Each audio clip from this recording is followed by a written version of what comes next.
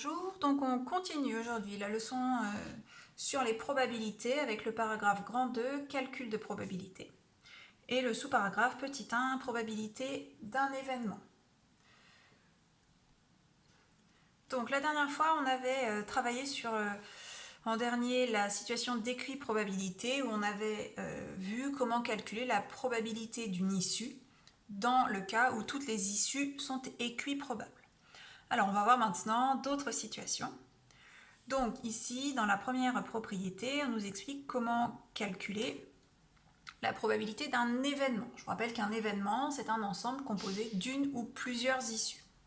Donc pour calculer la probabilité d'un événement, eh bien je peux, par exemple, faire la somme des probabilités de toutes les issues qui le composent.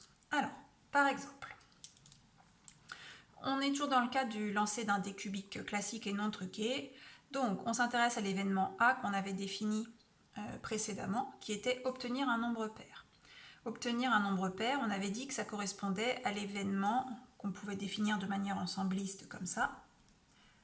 Donc, l'ensemble composé des issues de 4 et 6. Eh bien, pour calculer la probabilité d'obtenir un nombre pair, qui se note comme ça, P de A, ça c'est probabilité de l'événement A, eh bien, je vais additionner la probabilité de ces trois issues. La probabilité d'obtenir 2, la probabilité d'obtenir 4 et la probabilité d'obtenir 6. On a vu que dans le cas d'un lancer de dés, chaque issue était équiprobable. Comme on avait 6 issues, chacune était égale à 1 sixième, comme on l'a écrit là-haut. Donc la probabilité d'obtenir 2, c'est 1 sixième, plus la probabilité d'obtenir 4, c'est aussi 1 sixième, et enfin la probabilité d'obtenir 6, c'est 1 sixième.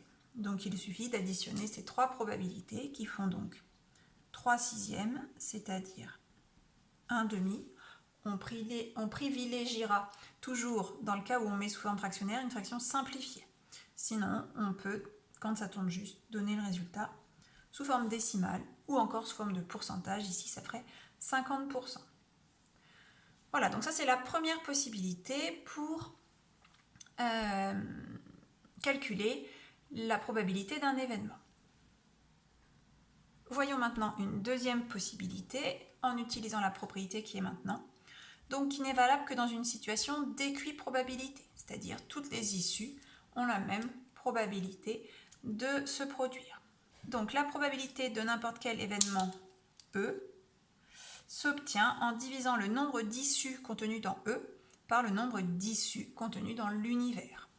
Donc si on reprend toujours le même exemple et le même événement, donc le lancer d'un dé cubique non truqué, l'événement A à obtenir un nombre pair, on peut aussi dire que P de A, ça va être le nombre d'issues contenues dans l'événement A. Donc je vous rappelle, l'événement A, il est composé de 3 issues, on l'a écrit au-dessus. Et l'univers oméga de cette expérience est composé de 6 issues. Et donc on a 1 demi égale 0,5. Donc on peut expliquer que c'est parce que 3 issues composent l'événement A et 6 issues composent l'univers. Donc c'est une autre possibilité. On voit évidemment qu'on retrouve le même résultat. Dernière propriété de ce paragraphe, on m'explique que pour calculer la probabilité de A bar, c'est-à-dire l'événement contraire de l'événement A, il me suffit de faire 1 moins la probabilité de A.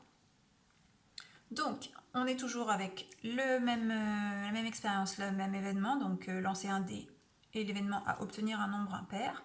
Donc si je veux calculer la probabilité de l'événement A bar, c'est-à-dire le contraire de A, il me suffit de faire 1 moins la probabilité de A, c'est-à-dire 1 moins 0,5, je l'ai trouvé dans les deux exemples précédents, ce qui fait 0,5. Ce qui est logique, je vous rappelle que A bar, c'est le contraire d'obtenir un nombre pair, c'est-à-dire obtenir un nombre impair. Et quand on lance un dé, on a bien 3 issues impaires, 1, 3, 5, sur 6 issues possibles. Donc ça fait bien 3 sixièmes, soit 0,5. Voilà pour ce paragraphe.